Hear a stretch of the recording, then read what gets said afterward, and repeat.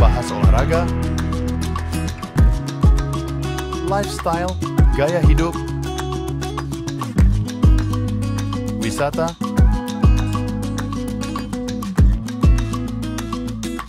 budaya,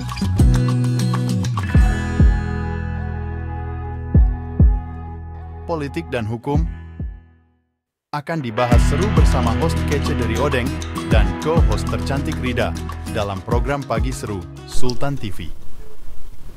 Assalamualaikum warahmatullahi wabarakatuh. Halo pemirsa setia Sultan TV dimanapun Anda berada. Apa kabar pemirsa hari ini nih di hari Rabu 14 Mei 2024. Setelah kita menghadapi long weekend ya. Wah, ini long weekend banget nih karena kan hari Senin tanggal merah, kemudian juga disusul dengan hari Selasa ada yang masih tanggal merah dan juga masih menikmati liburan. Nah, tentunya di hari ini, hari Rabu, sudah banyak yang mulai kembali beraktivitas seperti biasanya. Semoga ya, ini pemirsa setia Sultan TV dimanapun Anda berada, selalu diberikan kesehatan, diberikan kebahagiaan, dan tentunya diberikan kelancaran untuk segala aktivitasnya pada hari ini. Wah, pagi-pagi nih ya, tentunya kembali lagi bersama saya Raudlo Rida di Pagi Seru. Kita akan mengulas berita no kaku-kaku tentunya di Pagi Seru pemirsa. Nah, seperti biasa kami sudah menyiapkan beberapa berita yang akan kita ulas secara seru. Dan langsung saja nih pemirsa, kita buka berita di pagi hari ini. Yang pertama ini berita mengenai tragedi ledakan pemusnahan amunisi di Garut.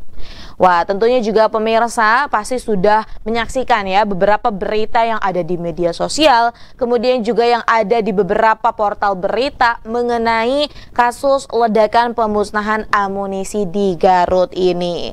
Dilansir dari beberapa sumber, pemirsa, tragedi ledakan dahsyat ini terjadi ketika proses pemusnahan amunisi di Kabupaten Garut, Jawa Barat pada hari Senin 13 Mei 2024. Nah, peristiwa ini tentunya pemirsa menewaskan sekitar 13 orang termasuk anggota TNI dan warga sipil.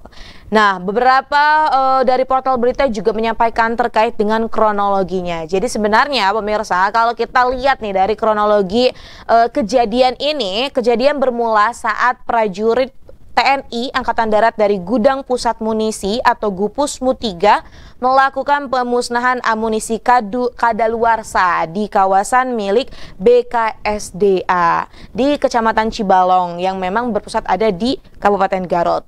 Kegiatan ini berlangsung sekitar pukul 9.30 waktu Indonesia Barat dengan pengecekan awal yang dinyatakan aman. Jadi sebenarnya ketika persiapan ini secara personil sudah siap, kemudian juga secara lokasi sudah siap dan memang dinyatakan sudah aman.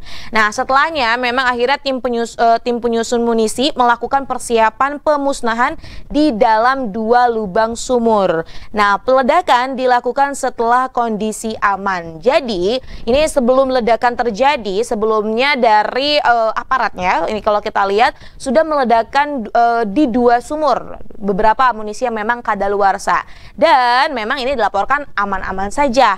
Namun ya, ledakan hebat justru terjadi saat penyusunan sisa detonator di lubang ketiga setelah 2 lubang lainnya setelah digunakan. Jadi ketika yang ketiga kali gitu ya ini mau dilakukan peledakan, akhirnya memang ledakan hebat dan juga dahsyat akhirnya terjadi. Nah, memang ini ledakan terjadi hingga menewaskan total 13 orang, 4 diantaranya adalah anggota TNI dan 9 lainnya merupakan warga sipil yang berada di sekitar lokasi. Nah, ini akhirnya turut menjadi pertanyaan, kenapa ada warga sipil di wilayah tersebut? Nah, ini kalau semisal kita lihat juga ya, sebagian besar korban sipil ini berasal dari Kampung Cimerak dan Kampung Cidahon di sekitar Kecamatan Cibalong dan Pamengpek. Jadi pemirsa, ini keberadaan mereka di lokasi insiden menjadi sorotan karena katanya gitu kan, serpihan-serpihan dari logam yang amunisi diledakkan itu memang biasanya diambil seperti itu. Namun ini langsung diklaim juga gitu kan ya, ada beberapa dari masyarakat sebenarnya mereka bukan ibaratnya bukan pencari rongsokan logam dari amunisi tersebut, tapi memang ini juga punya usut ternyata ya, ada beberapa warga juga yang ternyata sudah melakukan pekerjaan itu sudah dari lama dan ini dihargai gitu ya, kerjanya itu sehari itu sekitar Rp150.000. Nah, kalau kita lihat juga pemusnahan dilakukan di tanah milik Balai Konservasi Sumber Daya Alam atau BKSDA Garut ini sebenarnya sudah rutin dipakai untuk kegiatan serupa, dan juga TNI menyatakan sebenarnya lokasi itu jauh dari adanya warga-warga sipil seperti itu. Nah, hingga saat ini akhirnya juga investigasi masih berlangsung pemirsa, karena ini juga akhirnya menjadi menuai banyak sorotan sekali, bahkan dari Gubernur Jawa Baratnya sendiri itu langsung turun ya, kemudian juga mengeceklah segala dengan keadaan dan kemudian juga para korban, para keluarga korban yang ditinggalkan. Nah, ini juga akhirnya menjadi sebuah evaluasi tentunya yang harus dilakukan bukan hanya oleh TNI, oleh hanya TNI saja, namun tentunya oleh banyak pihak ya, berkenaan dengan tadi ya, amunisi ini kan juga namanya bahan peledak. Mungkin kalau semisal sudah kadaluarsa, orang-orang akan berpikir oh mungkin daya ledaknya nggak akan begitu dahsyat, tapi kan kita tidak pernah tahu gitu kan ya, ada beberapa hal yang mungkin ini terlewat akhirnya ternyata masih aktif, belum kadaluarsa, dan tentunya ini juga menjadi bahan evaluasi untuk kita semua bagi warga sipil yang tentunya dengan kejadian serupa kita harusnya lebih mawas diri dan jangan ibaratnya mendekat pada area-area yang memang dilarang seperti itu. Kita nantikan pemirsa ini bagaimana kelanjutan dari kasus ini, dan kita juga berdoa semoga korban yang meninggal dunia diberikan tempat yang terbaik di sisi Tuhan Yang Maha Esa, serta keluarga korban yang ditinggalkan dapat diberikan ketabahan. Selanjutnya pemirsa, kalau tadi kita dari Jawa Barat, selanjutnya kita akan pergi ke Banten. Nah, di mana Bantennya? Di Cilegon pemirsa. Ini sempat ramai pemirsa, beredar sebuah video di media sosial. Diduga pengusaha lokal dan sejumlah ormas meminta proyek di salah satu pengembangan industri di kawasan industri Ciwan dan Cilegon, Banten, yang saat ini akan dilakukan perluasan. Para pengusaha ini meminta proyek dengan cara memaksa. Bahkan ini dalam video yang beredar pemirsa, mereka melarang pihak proyek untuk melakukan tender senilai 5 triliun rupiah dan meminta agar mereka yang melakukan pembuatan proyek tersebut.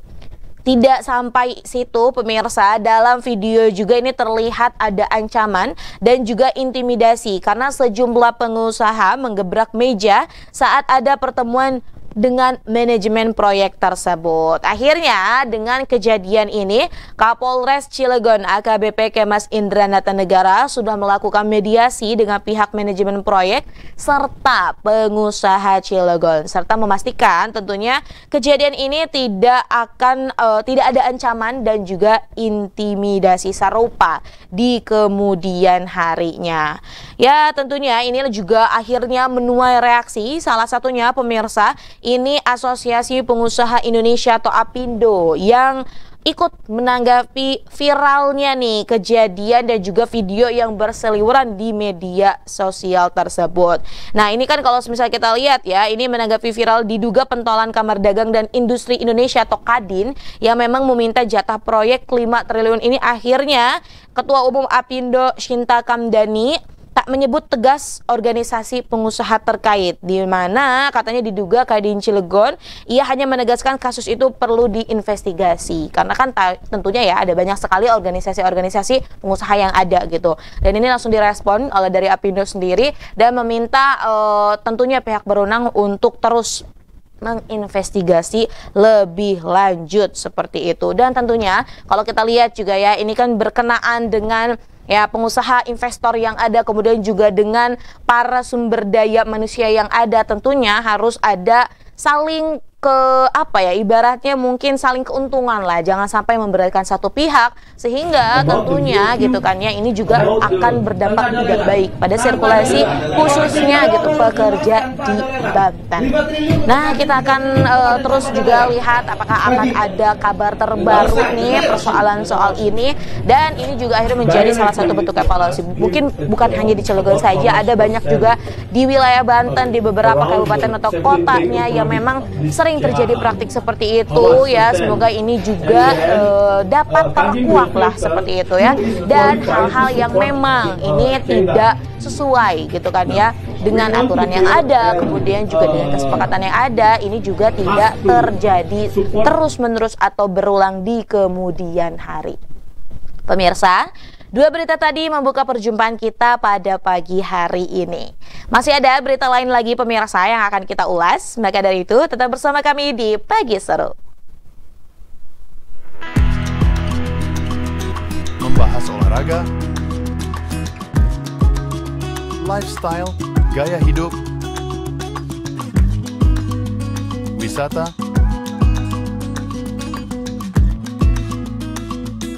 budaya,